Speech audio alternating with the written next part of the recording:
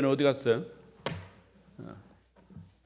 일여전도에 헌신 예배 드리는데 이여전도는 별로 없네. 나중에 이여전도에 헌신 예배 드리면 일여전도에 하나도 나오지 마라. 오늘도 이 저녁 예배에 나오신 여러분을 축복합니다. 옆 사람과 인사하십시다. 저녁에 또 만나서 반갑습니다. 잘 오셨습니다. 은혜 많이 받으세요. 따라하십시다. 예배를 생명처럼. 예배를 생명처럼.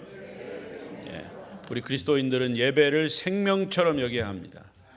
모든 것의 우선순위가 예배여야 합니다. 왜냐? 우리의 신앙의 시작은 예배에서부터입니다. 예배 안 드리면 아무리 믿음 좋아도 그건 믿음 없는 거예요. 예배가 우선입니다. 예배에서부터 모든 것이 출발돼야 합니다. 왜? 예배는 하나님을 만나는 시간이고 하나님을 영화롭게 하는 인간 본분의 가장 기초입니다. 그래서 개인적으로 교회 집에서 예배드리다, 이건 다 거짓말이에요.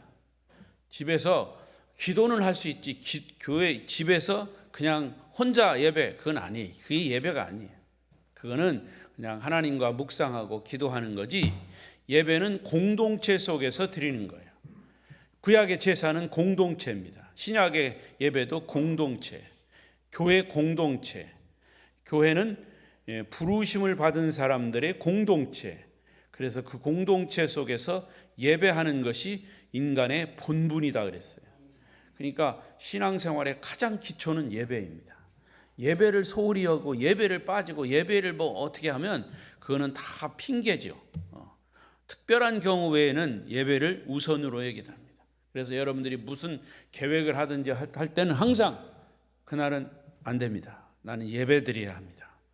사람들이 이렇게 나를 예배 드리는 자로 인정하면 모든 것에 어떤 때는 제한이 되지만 그것이 가장 내게 기쁨이요 즐거움이 되고 축복의 근원이 되는 겁니다. 할렐루야. 여러분 명심하십시오. 그래서 그럼에도 불구하고 우리 아름다운 교회는 이 예배 모이는 전체 성도들 확률적으로 보면 굉장히 많이 모이는 편이에요. 그래서 저는 감사한데, 여러분 100명 세례교인 중에 70명 주일날 모신다. 그 70명의 저녁은 40명, 새벽에는 20명, 요즘은 좀 덜하지만 이렇게 모이는 거는 결코 쉽지 않아요. 그러니까 모임에 있어요. 그러니까 목사가 계속 강조하는 거예요. 예배를 생명처럼 여기라. 하나님을 영화롭게 하고 하나님을 높이는 것이 예배라면 우리가 그 예배를 생명처럼 여기면 그 하나님이 우리를 당신의 생명, 당신을 영화롭게 하는 그런 자를 하나님이 보호하신다, 지키신다, 그를 높인다 이거죠. 할렐루야. 그걸 알아야 돼. 예배는 습관이 그냥 왔다 갔다 하는 게 아니고 예배는 하나님을 제일로 여기는 거예요. 자, 오늘 말씀 제목은 이겁니다. 시작. 우리는 주님의 제자입니다. 자, 신약 성경에 마태복음을 보면 1장부터 28장까지 있습니다. 1장부터 9장까지는 산상보훈을 비롯해서 예수님이 하나님 나라에 대한 진리를 혼자 선포하셨습니다. 산상에서 선포하셨고 또 개인적으로 사람들을 만나서 선포하셨고 이렇게 하셨는데 1장부터 9장까지입니다. 근데 10장으로 딱 넘어오면서 오늘 10장 1절 읽었죠? 4절까지. 1절부터 4절까지의 내용은 뭡니까? 12 제자들을 선택하는 그런 부분입니다. 그러니까 1장부터 9장까지는 예수님 혼자 하나님 나라의 진리를 선포하셨다면 그 다음 10장으로 넘어가면서 제자들 12사람을 선택하시고 이제 12사람은 동역자로 세우시는, 그러면서 당신은 이제 십자가 지실 것을 그때부터 준비하신 겁니다. 자, 1절을 다시 보겠습니다. 1절 시작. 예수께서 그의 12 제자를 부르사 더러운 귀신을 쫓아내며 모든 병과 모든 약한 것을 고치시는 권능을 주시니라. 예수님이 제자를 세우시는 것은 12제자를 부르시고 더러운 귀신을 쫓아내고 모든 병과 모든 약한 것을 고치시는 권능을 제자들에게 주었다. 자, 이것을 요약하면 제자들을 훈련시켜서 제자들을 예수님이 하실 사역을 제자들에게 이양하는 겁니다. 그리고 예수님이 십자가를 지시고 승천하시는 거죠. 자, 그러니까 그리고 예수님의 본분, 예수님이 이 땅에 인간으로 오신 그런 중요한 사역 중에 하나는 뭐냐? 당신이 십자가를 지는 거예요. 그러니까 예수님이 십자가를 지시는 것이 이 땅에 오신 이유와 목적입니다. 지금 사순절을 지나고 있습니다. 예수님이 십자가를 지시기 위한 고난을 당한 이 사순절이, 그리고 12제자를 선택하셔서 그들을 훈련시키셔서 예수님의 사역을 이어가도록 하신 겁니다. 그래서 이 교회는 예수님의 사역을 이어가는 교회 공동체, 그리고 제자 공동체인 것이죠. 첫째, 그러면 예수님의 제자란 뭐냐? 여기 있습니다. 시작. 예수님의 제자는 주님에 의해 선택되고 부름받은 사람입니다. 자, 목회자들이 교회에서 교인들을 분류할 때 일반적으로 목회자의 일반적인 그런 분류예요. 이거 어디 법에 있는 건 아니고 사람들의, 성도들의 신앙의 나름대로의 기준을 따라서 분류를 합니다. 그래서 일반적으로 교회 왔다 갔다 하는 사람들을 교인이다, 그렇게 얘기합니다. 교회 등록은 했어요. 교회 왔다 갔다는 해요. 교인입니다. 어느 교회 다녀? 나 아름다운 교회 다녀. 교인이에요. 그런데 이 교인보다도 좀 더 신앙의 진보를 보인, 예를 들어서 세례를 받았다든가 직분을 받았다든가 이런 사람들을 성도라고 분류합니다. 성도. 그리고 성도보다도 조금 더 믿음의 성장을 보이고 스스로 헌신하고 봉사할 줄도 아는 사람들을 일컬어 제자라고 분류합니다. 그래서 교인, 성도, 제자, 일반적으로 그렇게 분류를 합니다. 예수님의 제자는 그렇다고 지적인 수준이 높거나 영웅처럼 똑똑하거나 지도력이 있는 사람도 있지만, 일반적으로 예수님의 제자다 하면 지적인 수준 높고 영웅처럼 높이고 무슨 이 세상에서 잘 나가고 돈도 많고 이런 사람들을 말하는 게 아닙니다. 분명한 것은 예수님의 제자는 또 자기가 자원한다고 되는 것이 아니에요. 요한복음서에 그런 이야기가 나옵니다. 한 서기관이 와서 주여, 나도 당신을 따르는 제자가 되겠습니다, 이렇게 자원했을 때 예수님은 거절하셨어요. 자, 오해하지 마십시오. 예수님을 믿는 것은 어떤 조건도 없이 다니는 거예요. 예수님의 제자가 되는 것도 그래요. 그런데 예수님은 아무나 제자로 받아주시지 않았다는 거예요. 자, 이게 무슨 원리냐? 예수님이 제자를 선택하셨다는 거죠. 자, 요한복음 15장 16절을 보십시다. 시작. 너희가 나를 택한 것이 아니요 내가 너희를 택하여 세웠나니 이는 너희로 가서 열매를 맺게 하고 또 너희 열매가 항상 있게 하여 내 이름으로 아버지께 무엇을 구하든지 다 받게 하려 함이라. 너희가 나를 택한 것이 아니요. 여러분 스스로 예수 믿겠다고 교회에 발걸음을 한 사람도 있을 거예요. 그것을 근거로 해서 내가 내 발걸음으로 내가 스스로 선택해서 왔는데요. 그런데 신앙생활을 쭉 하다 보면 이러이러한 과정을 통해서 하나님이 나를 선택하셔서 내가 그런 마음이 생겨서 교회에 왔구나, 이렇게 깨달아지는 거죠. 그러니까 엄밀한 의미에서 보면 하나님이 우리를 먼저 선택하신 거예요. 그래서 여러분이 이 자리에 온 줄로 믿습니다. 자, 그런 의미에서 하나님이 우리를 먼저 선택하셨다. 하나님이 우리를 선택해 주지 않으면 하나님 믿을 사람 아무도 없어요. 그래서 어떤 경우는 보면 저 사람은 예수 믿을 사람이 아니요. 저런 인간이 어떻게 교회를 다닌대? 그거는 당신 생각이지. 여러분 생각이지. 그 사람이 교회 다니는 것은 전적으로 하나님이 그를 어떤 과정을 통해서 선택하신 것뿐이에요. 할렐루야. 그게 바로 그런 의미예요. 하나님이 우리를 먼저 선택하셨다. 그래서 12제자도 스스로 온 게 아니에요. 예수님이 선택하고 부르셨어요. 그래서 우리는 스스로 이런 질문을 해봐야 합니다. 나는 주님의 부름을 받았는가? 제자는 바로 여기서부터 출발하는 거예요. 나는 주님의 부름을 받았는가? 자, 여러분에게 다시 질문합니다. 여러분이 예수 믿고 하나님의 자녀된 것이 내 스스로 선택한 것이 아니라 하나님의 선택이요 하나님의 뜻인 것을 믿으십니까? 꼭 아멘을 안 해도 여러분 그 질문에 대한 의미를 잘 생각하고 대답을 하십시오. 두 번째, 교회는 그리스도의 몸이라 그랬어요. 교회라고 하는 공동체를 통해서 나는 주님의 몸의 지체가 된 겁니다. 그래서 나 스스로 교회에 와서 내가 된 것이 아니라 주님의 부르심 때문에 내가 교회의 지체가 된 것을 그렇게 믿으십니까? 네. 세 번째 질문. 여러분에게는 물질도 있고 시간도 있고 재능도 있고 뭐 여러 가지 다 있습니다. 그런 것들을 하나님께 바쳐서 하나님을 위해서 일하고 싶은 마음이 있습니까? 예. 이런 봉사와 헌신이 습관적으로 하는 것이 아니라 아니면 성령의 인도하심을 받고 하는 것인가? 이 질문에 분명한 대답을 해야 합니다. 그래서 교회에서 하는 봉사와 헌신이 사람을 위해서 하는 것이냐 하나님을 위해서 하는 것이냐 이것을 분명히 해야 됩니다. 하나님의 부르심을 따라 하는 거라고 고백해야 합니다. 따라서 하나님의 부르심을 받고 하는 사람들은 결코 원망하지 않아요. 사람 때문에 불평하지 않아요. 사람들이 이해를 하든 못하든 사람들이 알아주든 알아주지 않든 전혀 개의치 않아요. 나는 주님 보고 하는 거니까.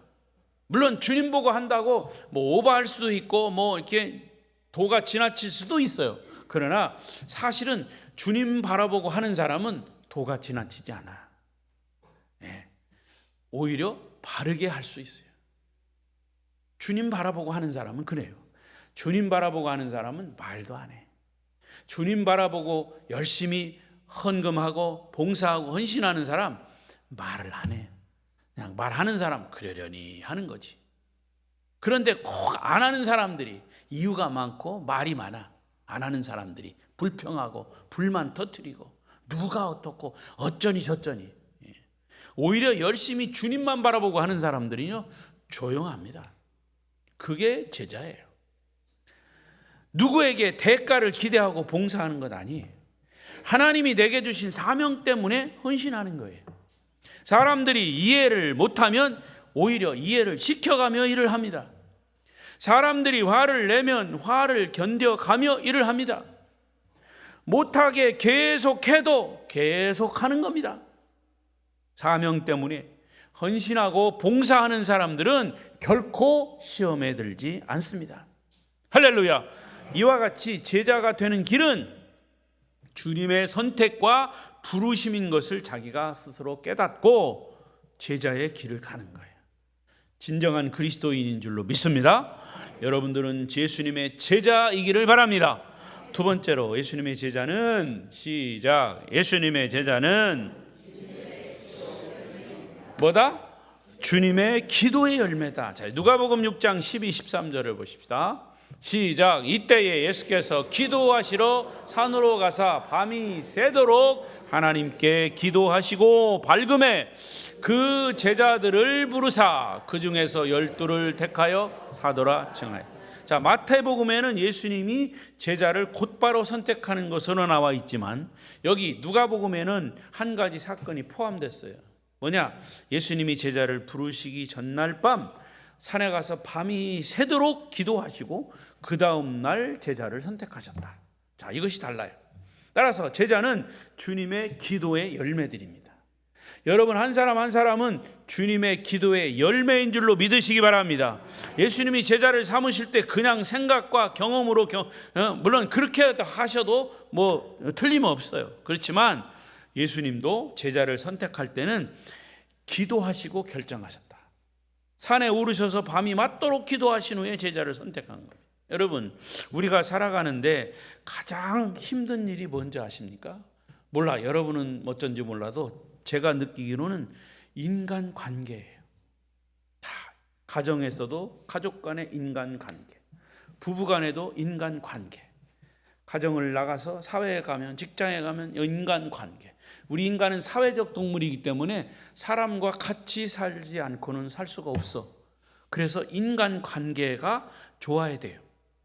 자, 내가 하는 일은 어렵지 않은데 그 일을 하는 데 있어서 만나는 인간 관계가 좋아야 그 일도 좋고 행복한 거예요. 하나님 나라에서도 제일 중요한 것은 사람과의 관계 형성입니다. 하나님이 쓰시는 사람, 하나님이 원하는 사람. 왜 예수님이 제자를 선택하실 때 밤새도록 기도하셨을까? 그래야 후회가 없고 실패가 있어도 결과는 하나님이 책임지시기 때문에. 할렐루야. 네. 그래서 주님의 제자는 주님의 기도의 열매다. 여러분이 주님의 자녀로 선택될 때도 주님의 기도로 선택된 주의 제자임을 믿으시기 바랍니다. 우리 헌신을 다짐하는 일려전도 회원들도 우리 아름다운 교회의 어른들이에요. 여자 어른들. 그래서 우리는 70세 넘어도 은퇴는 없잖아요. 주를 위해서 봉사하는 거는 계속 해야 돼요. 주를 위해서 봉사하는 거는 죽을 때까지 해야 돼요. 물론 제도적으로 70 넘으면 명예 권사 이런 걸 하지만, 그럼에도 불구하고 어느 교회에서는요, 명예 권사 딱 하니까 열심히 이 봉사하던 분도 명예 권사로 딱 이렇게 명예자를 붙여주니까 그때부터 일 안 해.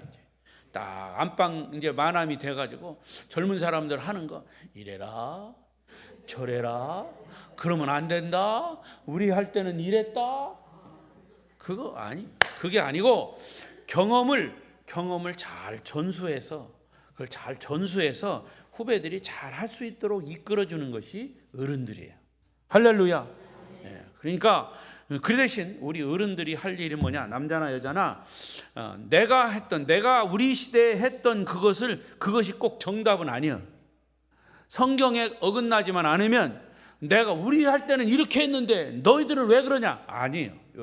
여러분 가정에서도요, 부모와 자녀, 우리 아들이 지금 40이 이제 넘었어요. 40 넘었는데 이야기를 해보면요, 벌써 30년 차이가 나는데 얼마나 차이가 나는지 몰라요. 그래도 똑같은 아들 목사가 있잖아. 야, 나 젊을 때 나는 너만 할 때 이랬다, 이런 얘기 함부로 못합니다. 물론 경험을 얘기할 수는 있지만 내가 그랬으니까 너도 그래라 이렇게 못해요. 단지 그걸 참고로 할 뿐이에요. 여러분 명심하십시오. 그걸 꼭 명심해요. 그 대신 우리 어른들이 있었기 때문에 우리가 있는 거예요. 할렐루야. 아름다운 교회 우리 어르신들, 권사님들, 장로님들, 이런 어른들이 있었기 때문에 20년 동안 우리 교회가 건강하게 지탱해 왔어요. 그분들을 무시하면 안 돼, 절대로. 그분들의 기도와 헌신과 이런 열정이 있었기 때문에 교회가 든든히 서가는 거예요. 그 좋은 점들을 후배들이 잘 배워야 된다 이거죠. 그래서 배우면서도 요즘 세대는 달라졌으니까 어른들이 하면 그거는 무시한다, 절대 그러면 무너지는 겁니다. 무너져요. 그러니까 교회도 하나의 조직체고 사람들과의 관계이기 때문에 이 관계 형성이 잘 돼야 됩니다. 자, 세 번째로 예수님의 제자는 셋째, 시작. 예수님의 제자는 태어나는 것이 아니라 만들어지는 것이다. 그렇습니다. 제자는 완전한 사람이 아니에요. 불완전한 사람들이 하나님이 쓰시기에 합당한 사람으로 주님이 만들어 가시는 거예요. 그래서 예수님이 선택한 12제자들을 아무리 조사해봐도 사실은 세상적으로 보면 그들은 별 볼 일 없는 사람들이에요. 부자도 없고 학력이 높은 사람도 없고 사회적 지위가 있는 자들도 아니고 도덕적으로 종교적으로 뛰어난 인물들이 별로 없어요. 어디서나 만날 수 있는 그냥 평범한 사람들이에요. 근데 제자들은 대부분 12제자를 보면 갈릴리 어촌에 사는 사람들, 그나마 12사람 중에 제일 지성적인 사람이 가룟 유다예요. 근데 가룟 유다 어떻게 됐습니까? 자기가 가진 지식으로 스승을 팔아버리고 그것이 후회스러워서 그냥 스스로 목숨을 끊어버리는 어리석은 자가 됐습니다.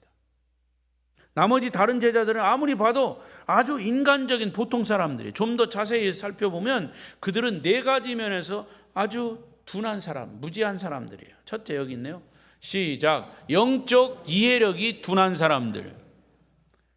예수님의 제자 정도 되면 영적으로 탁월한 사람들을 뽑아야 되잖아요. 그런데 영적으로 둔한 사람들을 주님이 뽑았어요. 왜냐?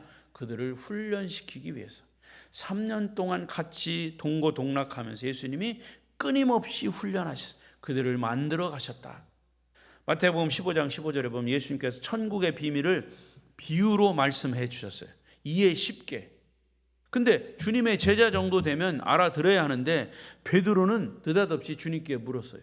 주님, 비유가 어려워서 알아들을 수가 없으니까 쉽게 설명해 주세요. 그랬어요. 얼마나 아이러니합니까? 알아듣기 쉽게 비유를 들었는데 비유를 들으니까 그걸 못 알아듣고 있어. 그만큼 영적인 이해력과 무척이나 둔한 사람들이 제자들이에요. 이때 주님이 뭐라고 말씀하시냐? 15장 16절 시작. 예수께서 이르시되 너희도 아직까지 깨달음이 없느냐? 예수님의 제자가 주님이 누구인지 잘 몰랐다고 말해요. 이 땅에 왜 오셨는지도 몰라고. 그래서 예수님이 십자가를 지신다고 하니까 베드로 같은 경우는 그럴 수 없느니라 어깨를 막 흔들어가면서 방해를 했어요. 그 길을 막았던 자들이 제자들이 얼마나 영적으로 무지했으면 예수님이 베드로에게 사탄아 물러가라 그렇게 말씀하셨을까? 여러분, 우리는 영적으로 무지한 제자는 아닌가?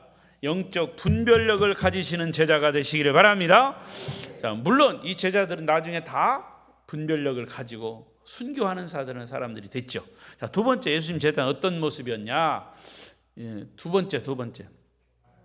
교만한 사람들입니다. 교만한 사람. 예수님의 제자들은 겸손할 줄 모르고 교만한 사람, 아주 사납고 자존심 강하고 교만한 사람들이에요. 마가복음 9장 33절 4절에 보면 예수님과 함께 길을 가다가 제자들끼리 싸움이 벌어졌어요. 논쟁이 벌어졌어요. 제자들 중에 누가 더 크냐, 누가 으뜸이냐 이런 논쟁. 근데 35절에 보니까 예수님 말씀하십니다. 35절 시작. 예수께서 앉으사 12제자를 불러 이르시되 누구든지 첫째가 되고자 하면 뭇사람의 끝이 되며 뭇사람을 섬기는 자가 되어야 하리라. 교훈하셨어요.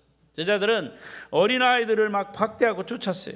그런가 하면 형제의 발을 씻어주는 것을 아주 자존심 상하게 했어요.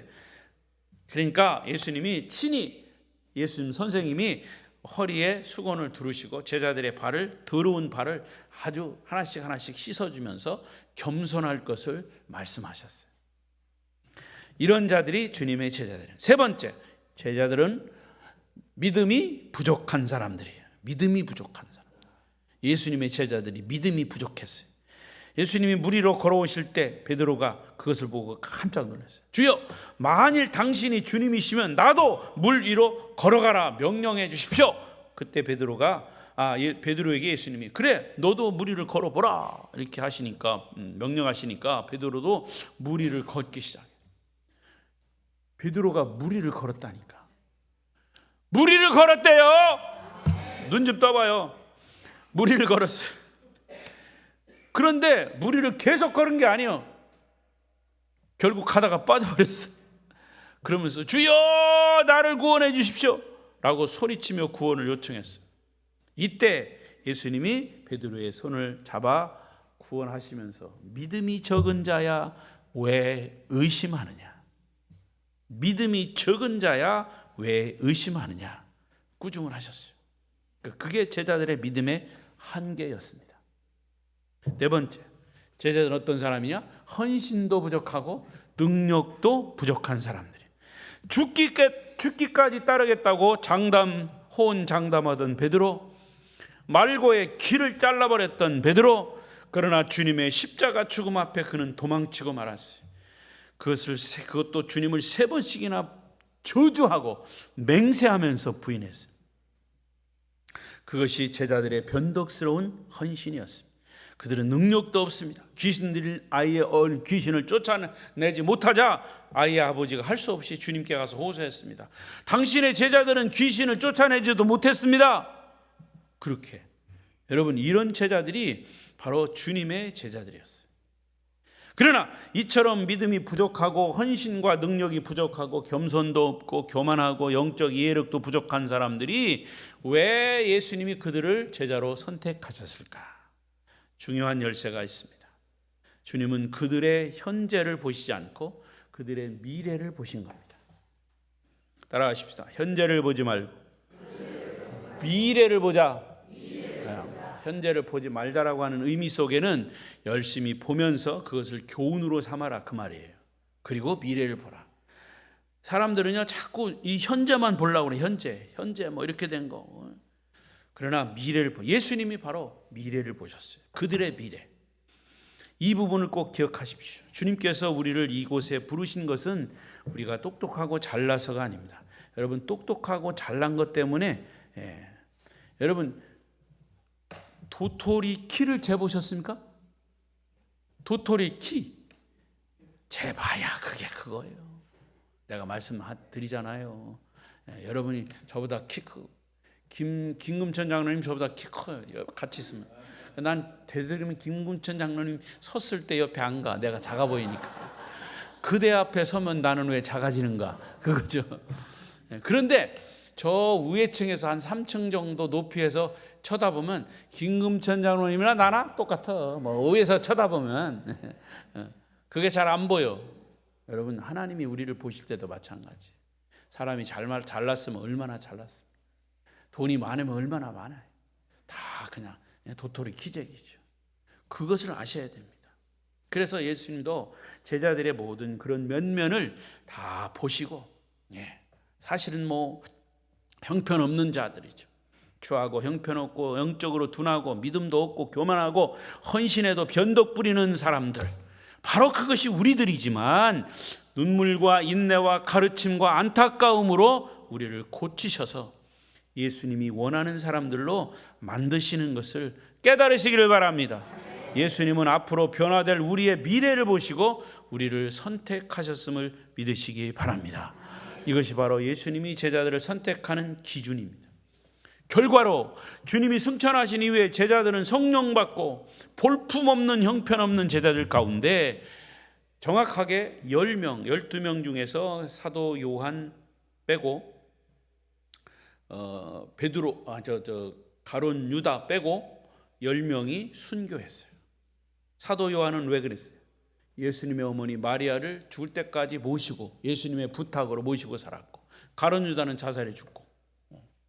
그러니까 그들은 오직 복음 전하는 것을 위해 목숨을 버렸고 주님께 오직 충성하고 일생을 마친 거죠. 주님은 지금도 그런 자를 원하시고 그런 자를 사용하십니다. 아름다운 교회 성도들 모두가 주님이 사용하시는 제자들이 되시기를 축복합니다. 마지막 한 번 더 있네요. 네 번째, 시작. 예수님의 제자는 보내심을 받기 위해 선택된 자들이다. 2절에 보니까 2절 시작. 12사도의 이름은 이러하니 베드로라 하는 시몬을 비롯하여 그의 형제 안드레와 세베대의 아들 야고보와 그의 형제 요한. 여기 보니까 12사도의 이름은 이러하니라. 12사도의 이름은 이러하니라. 여기 사도라고 하는 말을 써서, 사도는 뭐라고요? 보내심을 받은 사람이라, 그런 뜻이. 이 주님의 제자가 주님에 의해 선택되고 부르심을 받았다면 이제는 제자로 3년 동안 열심히 훈련받고 다시 세상으로 파송되어 보냄받는 사도가 되는 겁니다. 그래서 나중에 성령 받고 사도가 되어서 전 세계에 흩어져 가지고 순교하기까지 죽은 거죠. 순교하기까지 복음을 전하다 이제 죽은 거죠. 이 예수님의 제자는 그냥 교회에서 머무는 자가 아니에요. 세상으로 보냄을 받은 자들. 제가 마지막 설교 끝나고 축도할 때 꼭 그렇게 하잖아. 예수 그리스도의 이름, 하나님의 사랑, 성령의 교통과 성령의 인도하심을 받은 우리 성도들이 이제는 이 자리에서 기름 부음 받고 다시 세상으로 파송되어 나가는 성도들이 되게 하여 주옵소서. 그 축도가 그렇게 되는 거예요. 그러니까 우리는 교회에서 예배를 드렸으면 그걸로 끝나는 게 아니에요.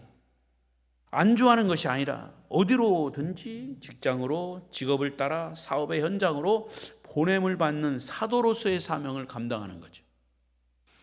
단 보냄을 받은 사도는 보냄을 받기까지 준비되어야 합니다. 그 준비되는 게 어디냐? 바로 예배의 현장입니다. 어디서든지 복음을 나눌 수 있는 사람으로 훈련받고 보내져야 합니다. 오늘 이 사회는 주님의 제자를 필요로 하는 것이 많습니다. 가서 기도해주고 돌봐주고 함께 있어 줘야 하고 같이 고민해 줘야 할 사람들이 많습니다. 사실 영적으로 보면 영적으로 방황하는 사람들이 많아요. 교회는 영적인 건강을 회복하러 온 자들, 그래서 회복해서 다시 사도로 보냄을 받는 사람들, 사랑으로 충만해져서 다시 사도로 보냄을 받아 그래서 주님의 제자의 역할을 감당하는 것이 교회 공동체입니다. 말씀을 맺겠습니다. 오늘 헌신을 다짐하는 제1여전도의 회원 여러분, 아름다운 교회 성도 여러분, 우리는 마냥 교인으로 머물러 있어도 안 돼요. 교회만 왔다 갔다 한다고 교인으로 끝나는 게 아니에요. 그 속에서 복음을 깨닫고 거듭나서 성도로 성숙하고 세례받고 직분받고 하나님을 위해서 헌신하고 이제는 더 나아가 예수님의 제자로 좀 더 성숙한 믿음의 사람들로 훈련받아서 우리의 도움을 필요로 하는 곳에 우리가 파송되는 그런 사도가 돼야 합니다. 여러분 각자가 사도로 찾아가야 할 곳은 다 다를지라도 반드시 주님의 제자들을 필요로 하는 곳이 있을 것입니다. 그것이 믿지 않는 우리의 가족일 수 있고요, 우리의 친구일 수 있고요, 직장일 수도 있고요, 일터가 될 수 있고요, 사업장일 수도 있습니다. 그곳에 가서 복음을 들고 가야 합니다. 그것이 우리의 사명이고 주님께서 우리에게 맡겨주신 제자의 사명입니다. 이 사명을 깨닫고 사명을 감당하시는 저와 여러분, 제1여전도 회원 여러분 되시기를 바랍니다. 기도하십시다. 기도하겠습니다. 복음 증거의 사명을 잘